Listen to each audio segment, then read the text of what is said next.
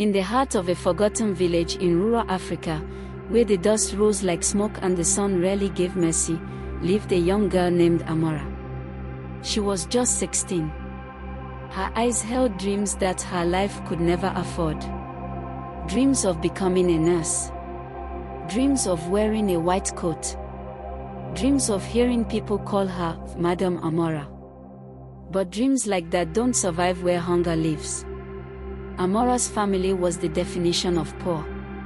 Her mother, Mama Titi, sold firewood by the roadside.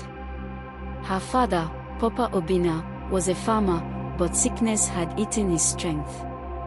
Most days, they drank water to sleep. Food was a luxury. Slippers were a miracle. But they believed in education. So they saved. They sacrificed. They sent Amora to school. Even if it meant Mama Titi going to the market barefoot and Papa Obinna borrowing money from people who barely had anything themselves. But Amora didn't just go to school. She worked. Every weekend, she would go from one farm to the next. Hoe in hand. Back bent. Sun on her skin. She worked to help her parents. To buy books. To buy soap. To stay in school. She was a fighter. A quiet fighter. A girl with fire in her soul. Until that day. It was supposed to be like any other day. She had gone to a large cassava farm on the outskirts of the village. It was quiet. Too quiet. She thought it was safe. But she was wrong. 3 men came out of nowhere. Faces covered. Voices low. Laughing. She froze. She tried to run. But they grabbed her. Threw her down. She begged. She screamed. She fought. She clawed at the earth, at their arms, at anything. But they were stronger. Cruel. Empty. One by one, they stole what they could never return. When they were done, they left her there, bleeding, shaking, torn. Amora walked home that night like a ghost. Her clothes dirty. Her body in pain. Her soul shattered. When she told her parents, there was silence. Long, heavy, painful silence. Papa Obinna turned his face to the wall. Mama Titi collapsed on the floor. There were no words. Only tears. Then came the gossip. The shame. The whispers. Maybe she was careless. Maybe she liked it. Maybe it's her fault. Then came the worst part. She missed her period. 1 month. 2. 3. She was pregnant.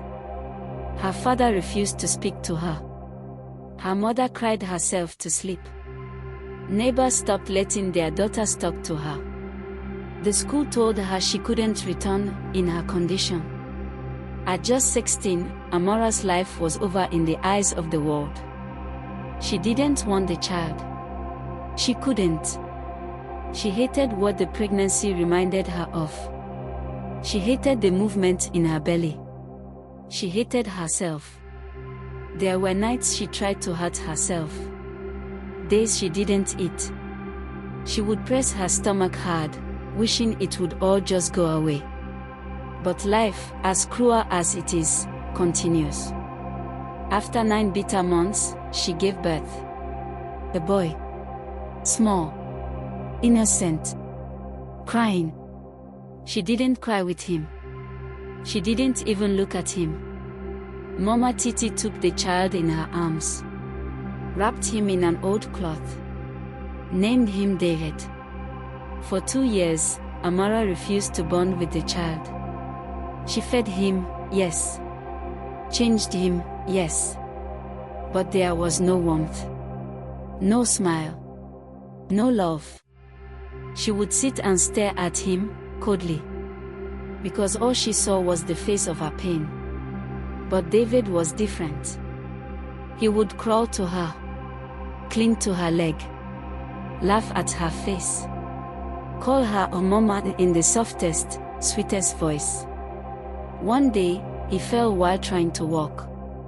He hit his head and screamed. Something snapped in Amora. She rushed to him, picked him up, and for the first time, she held him, not as a curse, but as her child. She cried that day. Cried for the years she had lost. Cried for the love she didn't give. Cried for the strength it took to hold on. From that moment, something changed. She loved him. Deeply. Fiercely. Without reason. Amora never went back to school. But she made sure David did. She cleaned houses. She washed clothes for people. She hawked akara at markets. Every coin went to his school. David. He was brilliant.